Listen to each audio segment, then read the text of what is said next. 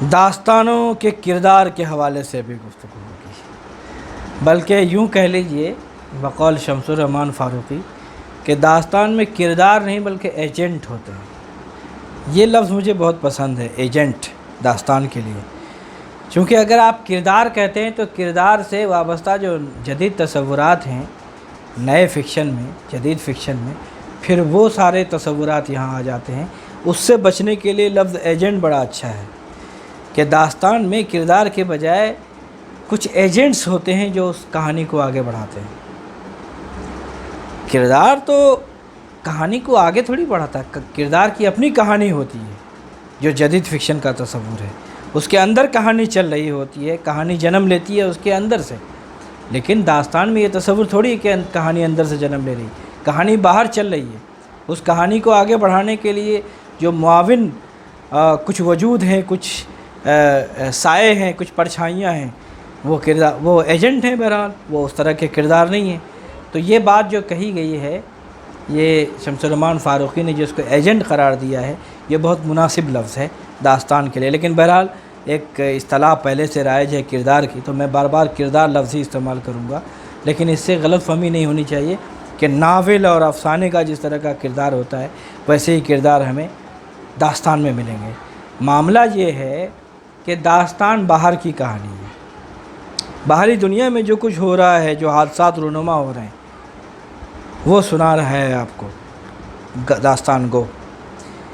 اس کے مقابلے میں جو ہمارا نیا فکشن ہے، ناول اور افسانہ ہے، وہ انسان کے باطن، انسان کے داخل کا کرب، اس کے اندر کی ہلچل، اس کی نفسیاتی گتھیاں، اس کے اندر کے مسائل وہ بیان کرتا ہے۔ بنیادی فرق ہے یہ۔ چنانچہ یہاں کرداروں میں بھی فرق پڑے گا، داستان کا کردار الگ ہوگا اور نئے فکشن کا کردار الگ ہوگا۔ داستان کا کردار بہت سیدھا سپاٹ ہوگا، سامنے کا ہوگا، کیونکہ اس کو سارے مسائل جو ہے باہر کے ہیں، اندر کچھ نہیں چل رہا ہے، کوئی کیفیت، کوئی کرب، کوئی اندر کی کہانی اس طرح کی نہیں چل رہی ہے، کوئی گتھی نہیں ہے۔ باہر ایک عجیب خلفشار ہے، ایک عجیب ہمہ ہمی اور لق و دق دنیا ہے، صحرا ہے، وہاں وہ ساری کہانی اس کی چل رہی ہے۔ تو ایسے میں داستان کا جو کردار ہوگا وہ سیدھا ہوگا، سپاٹ ہوگا، اکہرا ہوگا، منجمد ہوگا، ٹھہرا ہوا ہوگا، فعال نہیں ہوگا، اور کہنا چاہیے دوہراپن اس میں نہیں ہوگا۔ وہ اسٹیریو ٹائپ ہوگا، لکیر کا فقیر ہوگا، اس کے اندر تبدیلی کی بہت زیادہ گنجائش نہیں ہوگی، غیر متغیر پذیر ہوگا وہ، اس کے اندر تبدیلی نہیں ہوگی، وقت کے ساتھ، حالات کے ساتھ، حالات سے متاثر نہیں ہوگا وہ کردار، بلکہ وہ سب کچھ کیے جائے گا، ایک انجام تک پہنچے گا، اور انجام بھی طے شدہ ہے داستان میں۔ نئے فکشن کی طرح نہیں ہے معاملہ کہ کچھ بھی طے شدہ نہیں ہے، وہاں تو سب کچھ طے شدہ ہے کہ بہرحال حق، حسن اور خیر کی فتح ہوگی، باطل اور شر کی شکست ہوگی، یہ انجام بھی پہلے سے طے شدہ ہے۔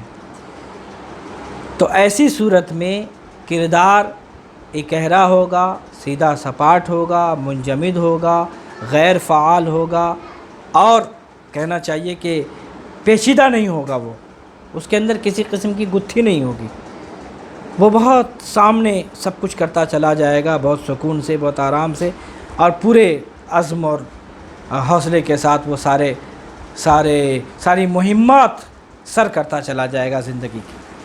تو یہ تصور پہلے واضح رہے داستان کے کردار کے بارے میں۔ دوسری بات، داستان خود ایک مثالی کہانی ہے۔ مثالی کا مطلب یہ ہوا کہ پہلے سے طے شدہ ہے کہ حق، حسن اور خیر کی فتح ہوگی، شر اور باطل کی شکست ہوگی، یہ طے شدہ ہے۔ اب کہانی اسی حساب سے بنائی جائے گی، اس کے کردار بھی مثالی ہوں گے، اس میں جو کچھ واقعات و حوادث پیش آئیں گے وہ سب مثالی ہوں گے۔ میں ایک بات اکثر کہا کرتا ہوں کہ داستان عظمتوں سے عبارت ہے، ہر اعتبار سے عظمت، اقدار میں عظمت، کہانی میں عظمت، کردار میں عظمت، تصورات میں عظمت، اس کو دوسرے لفظوں میں مبالغہ کہہ لیجئے، مبالغہ سے عبارت ہے یہ۔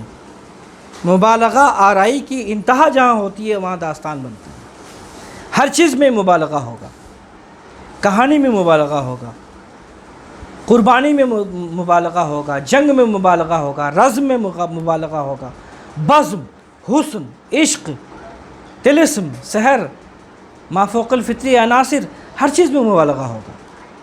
مبالغے کے بغیر داستان وجود میں نہیں آ سکتی ہے۔ یہاں تک کہ اگر دسترخوان ہے تو گویا کہ سمندر میں ستو گھول کے پینے والا عمل ہے، اور وہاں وہ کوئی مبالغہ نہیں ہے، وہاں اس کے لیے سب جائز ہے۔ پیٹ بھی تو پہلوان کا اسی طرح ہے، زمین سے لے کر آسمان تک پیٹ ہی پیٹ ہے۔ اس خندق کو بھرنے کے لیے ظاہر ہے کہ بحر الکاہل کا پانی بھی کم ہے۔ تو یہ جو مبالغہ آرائیاں ہیں، اس سے داستان وجود میں آتی ہے۔ چنانچہ داستان کا جو کردار ہوگا وہ تمام تر عظمتوں، اس پر تمام تر مبالغے جائز ہو جائیں گے، وہاں کوئی چیز چھوٹی استعمال نہیں کی جائے گی۔ مثال کے طور پر کردار کوئی چھوٹا موٹا آدمی نہیں ہو سکتا، عام آدمی نہیں ہو سکتا، درباری نہیں ہو سکتا، کسان مزدور نہیں ہو سکتا۔ اس کا جو مرکزی کردار ہوگا، محوری کردار ہوگا، وہ اسی طرح کا بادشاہ ہوگا یا ہیرو ہوگا یا شہزادہ ہوگا۔ یقیناً وہ اسی طرح کے مشاہیر میں سے ہو سکتا ہے، اسی طرح کے عظیم ترین گویا کہ انسانی ہستیوں میں، انسانی وجود میں ہو سکتا ہے۔ اور اگر بادشاہ یا شہزادہ بھی ہے تو اس میں تمام تر خوبیاں تمام تر مبالغوں کے ساتھ موجود ہوں گی۔ اگر اس کا عدل تلاش کرنا ہے تو نوشیروان کی عدالت، نوشیروان کی طرح وہ عادل ہوگا۔ اگر سخاوت تلاش کرنی ہے تو حاتم طائی کی طرح سخی ہوگا، لٹانے والا، کشادہ دل، دریا دل، سب کچھ لٹا رہا ہے۔ اور اگر اس کو دکھانا ہے کہ وہ وجیح و شکیل ہے تو یوسف کا حسن ہوگا اس کے اندر۔ اگر اس کو دکھانا ہے کہ شجیع ہے، بہادر ہے، اولو العزم ہے، تو بہرحال رستم سے کم نہیں ہوگا وہ۔ تو بیک وقت وہ نوشیروان بھی ہوگا، حاتم بھی ہوگا، رستم بھی ہوگا، اور کہنا چاہیے کہ کہا گیا کہ بہرحال تمام تر خوبیوں کا مالک یوسف بھی ہوگا۔ وہ تمام تر خوبیاں اس کے اندر اپنی تمام معراج کے ساتھ، تمام عروج اور انتہا کے ساتھ موجود ہوں گی۔ تو داستان کا جو کردار ہوگا وہ ہر اعتبار سے عظمتوں کا حامل ہوگا، مثالیت کی انتہا پر ہوگا۔ اس کو پہلے اچھی طرح سے ذہن نشین کر لینے کی ضرورت ہے۔ اور داستان کا بہرحال چونکہ مثالی دنیا ہے اس کی، تو میں نے عرض کیا کہ تمام تر مبالغے، تمام تر عظمتیں اس پر جائز ہوں گی۔ میں نے عرض کیا کہ وہاں داستانوں میں عام انسان بطور اہم کردار بہت کم نظر آتے ہیں، بلکہ نظر ہی نہیں آتے۔ کچھ حاشیائی، ذیلی اور ضمنی کاموں میں، کچھ مناظر میں نظر آ جائیں وہ الگ بات ہے۔ بقول مرزا رجب علی بیگ سرور، اس کو وہ چھوٹی امت کہتے ہیں کہ چھوٹی امت کی کہانی ہے ہی نہیں، یہ عوام کی کہانی نہیں ہے۔ اب سوال پیدا ہوتا ہے کہ اگر داستان خواص کی کہانی ہے، عوام کی نہیں ہے، تو اس سے مراد کیا ہے اور کیوں ہے یہ خواص کی کہانی؟ یہ بہت بڑا سوال پیدا ہوتا ہے۔ جناب والا، مسئلہ یہ ہے کہ آپ دیکھیے کہ یہ عہد کون سا ہے؟ 19ویں صدی، 18ویں صدی، 17ویں صدی، داستانوں کا عہد، یا اس سے پہلے جو بھی کہہ لیجیے آپ، یہ عہد عوام کا عہد نہیں ہے۔ یہ صدیاں عوام کی صدیاں نہیں ہیں، یہ خواص کی صدیاں ہیں۔ جمہوریت تو اب آئی ہے نا، عوام کی حکومت تو اب آئی ہے نا۔ آپ تاریخ پلٹ کے دیکھیے، تاریخ بادشاہوں کی تاریخ ہے، تاریخ کسانوں اور مزدوروں کی تاریخ نہیں ہے۔ یہ تصور تو بہت بات کا ہے۔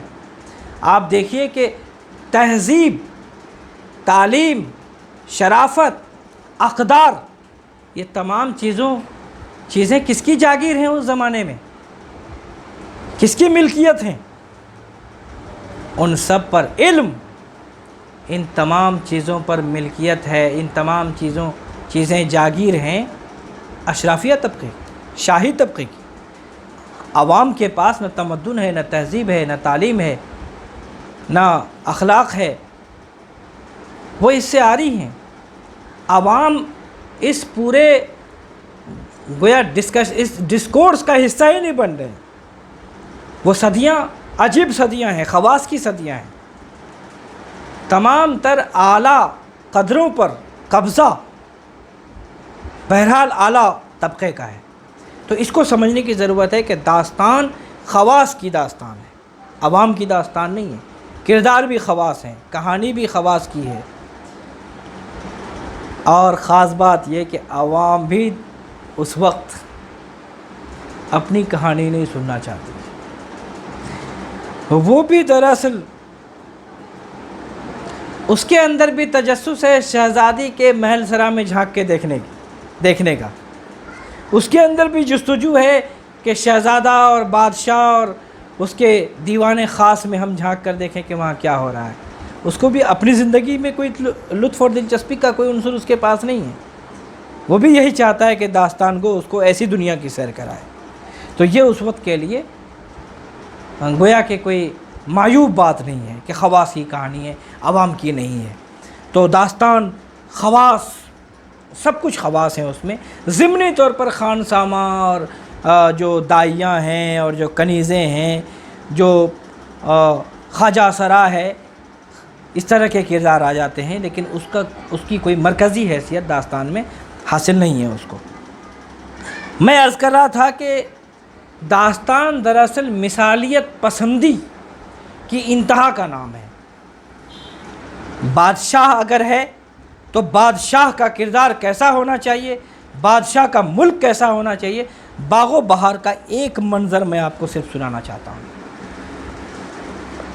آگے ملک روم میں ایک بادشاہ تھا، آگے ملک روم میں ایک بادشاہ تھا، نوشیرواں کسی عدالت،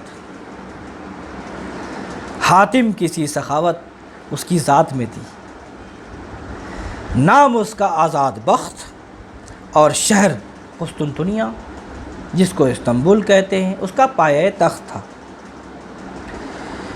اس وقت میں رعیت آباد، خزانہ معمور، لشکر مرفع، غریب غربا آسودہ، امن چین سے گزراں کرتے اور خوشی سے رہتے کہ ہر ایک گھر میں دن عید اور رات شبرات تھی، اور جتنے چور و چکار، جیب کترے، اٹھائی گیرے دغاباز تھے، ان کے نیست و نابود کر کے نام و نشان ان کا ملک بھر میں نہ رکھا تھا۔ ساری رات دروازے گھروں کے بند نہ ہوتے اور دکانیں بازار کی کھلی رہتی تھیں، راہی جنگل میں میدان میں سونا اچھالتے چلے جاتے، کوئی نہ پوچھتا کہ تمہارے منہ میں کئے دانت ہیں اور جاتے کہاں ہو۔ آپ دیکھیے کیسی مثالی دنیا، امن پسندی کی، خوشحالی کی، اور بادشاہ بھی کیسا بادشاہ ہے، اعلیٰ اور عظیم خصوصیات کا مالک۔ تو ایک مثالی دنیا بسائی گئی ہے داستانوں میں۔ یہ تو مثبت کرداروں کا معاملہ رہا، ظاہر ہے ہیرو ہوگا تو ویلن بھی تو ہوگا، داستانوں میں منفی کردار بھی ہیں، لیکن اسی شان و شوکت کے ساتھ وہ بھی ہیں۔ ایسا نہیں ہے کہ ویلن کوئی چھٹ بھیا ہے، اگر ہیرو وہ رستم اور نوشیرواں اور حاتم طائی اور امیر حمزہ اور یوسف جیسا ہے، تو منفی کردار بھی اسی کے بالمقابل تمام منفی قوتوں کا حامل ہے، اسی شان کے ساتھ۔ اکثر جن، دیو، جادوگروں کا بادشاہ یہ منفی کردار کے طور پر ابھارے گئے ہیں۔ میں نے کہا کہ ان سب میں بدحیاتی، درندگی اور سفاکی، اور کہنا چاہیے کہ تمام تر منفی اقدار اپنے عروج پر ہوتی ہیں یہاں پر، جیسا کہ تمام مثبت اقدار، تمام اعلیٰ اقدار اپنے عروج پر ہمارے مثبت کرداروں میں ہیں، اسی طرح اس کے مقابلے میں تمام منفی اقدار اپنے عروج پر جھوٹ، مکر، دغا، بدحیاتی، باطل، شر، منکرات و فواحشات، عریانیت، عیاشی، تمام تر منفی اقدار اپنے عروج پر اپنے انتہا پر منفی کرداروں میں ہے۔ یہ داستان کی خصوصیت ہے، جادوگروں میں اور اسی طرح سے دیو میں، جن میں اور دوسرے کرداروں میں، خبیثوں میں خباثتیں بہت ہیں اس کے اندر۔ بہرحال میں عرض کر رہا تھا کہ اس کے علاوہ تیسرا کردار اور بھی ہے، وہ ہے ہیرو کا ہمنوا کردار۔ وہ کردار جو ہیرو کو کمک پہنچاتے ہیں، مدد پہنچاتے ہیں، اس کی ہمنوائی کرتے ہیں۔ ہیرو کے ذیلی کردار، ہیرو کا ہیرو کہہ سکتے ہیں آپ اس کو آج کے زمانے میں، جو ہیرو کے ساتھ اس کی مدد کے لیے ہوتے ہیں۔ اس میں عیار ایک بہت اہم کردار ہے، خاص طور سے طلسم ہوش ربا میں امر عیار، اور داستان فسانہ عجائب میں ملکہ مہر نگار، اور امیر حمزہ میں حکیم قسطاس الحکمت، اور اسی طرح حاتم طائی ایک کردار۔ یہ سب ہیرو کے معاون کردار کے طور پر ہیں، ہمنوا کردار کے طور پر ہیں۔ لیکن ان کرداروں کے بھی اپنی ایک الگ اہمیت ہے۔ عیار بہت سے مسائل میں عیار اہم کردار ادا کرتا ہے۔ ہیرو جہاں شکست کھا جاتا ہے، دھوکے میں آ جاتا ہے جادوگروں کے، یا اس کے فریب کا شکار ہو جاتا ہے، وہاں اس چنگل سے آزاد کرنے والا کردار اس کو عیار ہی ہوتا ہے۔ ایک بات بڑی عجیب کہی ہے عزیز احمد نے طلسم ہوش ربا کے بارے میں، کہ طلسم ہوش ربا میں عیاروں کے کردار بہت زیادہ پائے جاتے ہیں۔ خاص طور سے امر عیار کا کردار اس میں بہت متحرک اور فعال دکھایا گیا ہے۔ ہیرو پر بھی وہ کہیں کہیں بھاری پڑ جاتا ہے۔ ہیرو کبھی زیادہ تر سحر میں گرفتار ہو جاتا ہے، دام فریب میں مبتلا ہو جاتا ہے، بے ہوش ہو جاتا ہے، اس کو نکالنے والا یہی ہوتا ہے، اس جال سے امر عیار ہی ہوتا ہے۔ آخر ایسا کیوں؟ یہ کون سی نفسیات ہے؟ یہ کون سی صورتحال ہے؟ تو انہوں نے تاریخی اور تہذیبی تجزیہ کرتے ہوئے کہا ہے کہ یہ وہ دور ہے، محمد شاہ رنگیلے ہوں یا ہمارے واجد علی شاہ ہوں اور فرخ سیر ہوں، یہ پورا عہد جو 19ویں صدی اور 18ویں صدی کا رہا ہے، اس دوران زوال آمادہ انحطاط پذیر تہذیب، جہاں بادشاہ نہتہ ہو گیا ہے، عیش میں مبتلا ہو گیا ہے، جہاں ہیرو جو ہے وہ دام فریب میں مبتلا ہو گیا ہے، دام سحر میں گرفتار ہو گیا ہے، ایسے میں عیار ہی ہے، اس کے ہمنوا کردار ہی ہیں جو اس کو کہیں نہ کہیں کمک پہنچاتے ہیں، تعاون پہنچاتے ہیں، اور اس کو وہاں سے نکال لانے میں کامیاب ہو جاتے ہیں۔ تو یہ اس عہد کی گویا عکاسی ہے، اس عہد کی پہچان ہے کہ امر عیار اپنے اس ہیرو کو دام سحر سے نکالنے میں پوری طاقت جھونکتا ہے۔ گویا ایک طور پر وہ ہیرو پر فتح بھی حاصل کرتا ہے، ولن پر فتح کے ساتھ ساتھ۔ یہ ایک نئے دور کا آغاز ہے، وہیں سے میاں خوجی جنم لیتا ہے، جو فسانہ آزاد کا میاں خوجی ہے۔ تو یہ عیار ایک خاص معنی میں کہیے کہ وہ ایک فعال کردار ہے، داستان میں کھپتا بھی نہیں ہے، ایک خاص معنی میں اس کے اندر زندگی آمیزی ہے، وہ مضحک ضرور ہے، ظریف ہے، بلکہ کہنا چاہیے ہمارے یہاں ظریف کردار نگاری کی انتہا اگر کہہ سکتے ہیں تو عیاروں کا کردار ہے۔ وہیں سے ظرافت کا ظریفانہ کردار کی نمائندگی ہوتی ہے، آغاز ہوتا ہے ایک طور پر۔ اس کا حلیہ بھی، اس کا وضع بھی جس طرح بیان کیا گیا ہے وہ بھی مضحک ہے اور ظریفانہ ہے۔ مثلاً امر عیار کا سراپا یا اس کا حلیہ بیان کیا گیا، کہا گیا کہ زیرہ سی آنکھیں، ناریل سا سر، بن مانس سی شکل، تبن ظریف، حریص اور بخیل، عملاً مدبر اور مسخرہ بھی ہے۔ تو کیسا چوچو کا مربع یہ کردار ہے۔